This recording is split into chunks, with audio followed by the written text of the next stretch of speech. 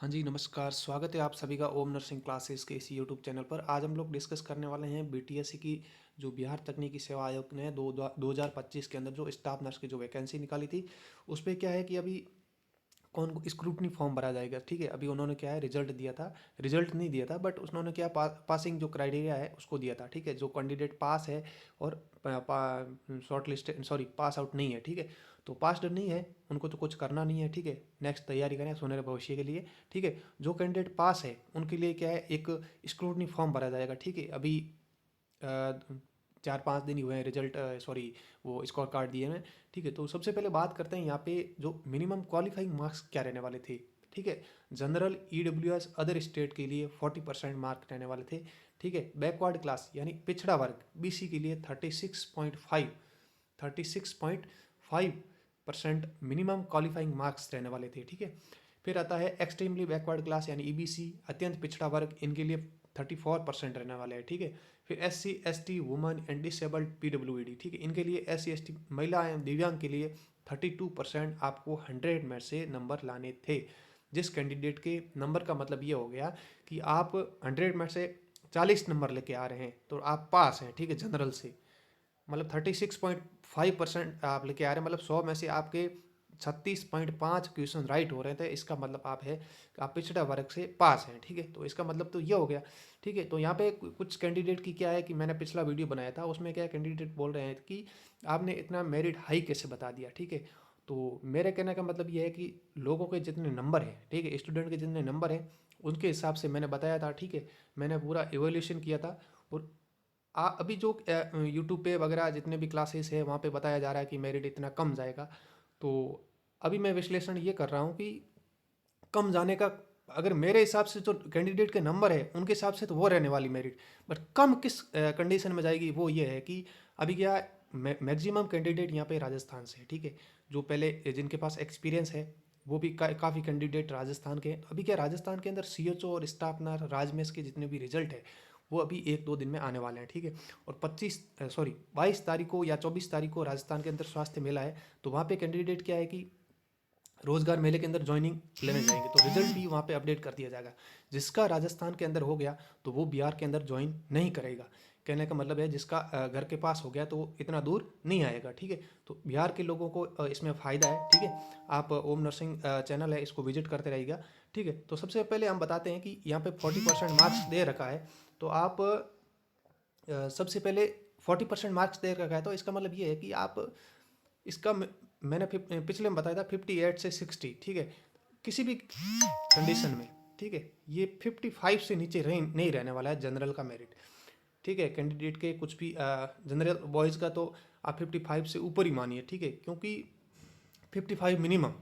ठीक है, नेक्स्ट पिछड़ा वर्ग के इनके लिए अब सेपरेटली मेरिट अभी क्या राजस्थान का रिजल्ट आ जाए उसके बाद में बता पाएंगे कि कितने कैंडिडेट राजस्थान में जाते हैं और कितने कैंडिडेट यहाँ पे DV करवाते हैं। ठीक है, तो मेन मुद्दा वीडियो बनाने का मतलब ये है कि आज अभी स्क्रूटनी फॉर्म भरे जाएंगे, आज तो नहीं भरे जाएंगे, मतलब नेक्स्ट 5 to 10 डेज के अंदर यहाँ पे बिहार सरकार की तरफ से BTSC की तरफ से स्क्रूटनी फॉर्म भरवाए जाएंगे। ठीक है, स्क्रूटनी फॉर्म में क्या है कौन कौन से डॉक्यूमेंट आपको अपलोड करने होंगे। ठीक है, तो जितने मेन आपने अगर पास हो गए हैं तो आप मेन डॉक्यूमेंट को तैयार रखना जरूरी हो गया। ठीक है, नेक्स्ट बात करते हैं कौन कौन से डॉक्यूमेंट चाहिएगा। ठीक है, तो इंपॉर्टेंट डॉक्यूमेंट फॉर BTSC। ठीक है, एक नंबर है फॉर्म फिल यानी फाइनल प्रिंट आउट। आपने जब फॉर्म भरा था उस टाइम जो फाइनल प्रिंट आउट था उसको आपके पास रखना है। ठीक है, नेक्स्ट है 10th की मार्कशीट। ठीक है, 10th की मार्कशीट का मतलब ये है कि 10th का मार्कशीट आप फ्रंट और बैक दोनों आपके पास होना चाहिए। ठीक है, नेक्स्ट है दोनों साइड से आपको अपलोड करवाया जाएगा जो स्क्रूटनी फॉर्म के अंदर। ठीक है, नेक्स्ट है एडमिट कार्ड।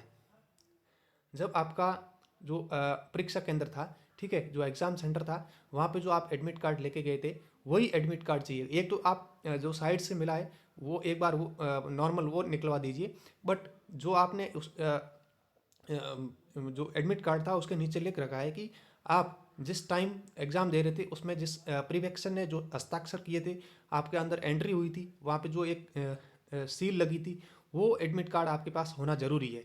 ठीक है, ऐसा भी उसमें एडमिट कार्ड में लिखा हुआ था तो उसी हिसाब से हम बता रहे हैं। ठीक है, BTS ही है कुछ भी कर सकती है। ठीक है, आप अपने डॉक्यूमेंट को सही तरीके से रखिए। ठीक है, नेक्स्ट है 12th की मार्कशीट फ्रंट एंड बैक। ठीक है, फिर आती है BSc nursing first to fourth year, ठीक है। बीएससी नर्सिंग 1 साल से लेकर लास्ट ईयर तक, और जीएनएम फर्स्ट ईयर से लेकर लास्ट ईयर तक इनकी मार्कशीट है वो भी अपडेट रखिए, ठीक है। फिर INC suitability, INC suitability main मुद्दा है, ठीक है। आप जितने भी कैंडिडेट देख रहे हैं तो आपका कॉलेज जहाँ से आपने बीएससी नर्सिंग, जीएनएम या post BSc basic BSc nursing किया था, तो आपका जो कॉलेज है वो आईएनसी से अप्रूव है या नहीं है, तो इसकी आपको सुटेबिलिटी आपके पास रखनी है, ठीक है। बीटीएससी ने साफ तौर पे जब फॉर्म भरे थे तो उस टाइम बोला गया था, ठीक है। नेक्स्ट है डिग्री या प्रोविजनल सर्टिफिकेट। अब जीएनएम वालों की डिग्री और बीएससी या पोस्ट बेसिक बीएससी वालों के लिए प्रोविजनल सर्टिफिकेट, ठीक है। नेक्स्ट है कोर्स कंप्लीटेशन सर्टिफिकेट। अब जब आपने बीएससी नर्सिंग या जीएनएम पास आउट हुए थे तो आपके कॉलेज से एक कोर्स कंप्लीटेशन सर्टिफिकेट बनेगा, ठीक है। हाँ भाई, हमारे कॉलेज से ये स्टूडेंट है, ये पास हुआ है और इनका बिहेवियर वगैरह ये है।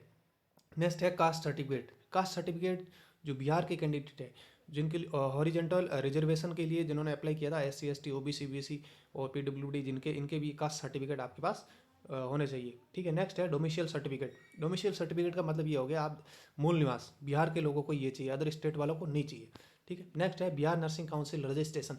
BNRC में रजिस्ट्रेशन होना अत्यंत आवश्यक है इस BTSC के लिए।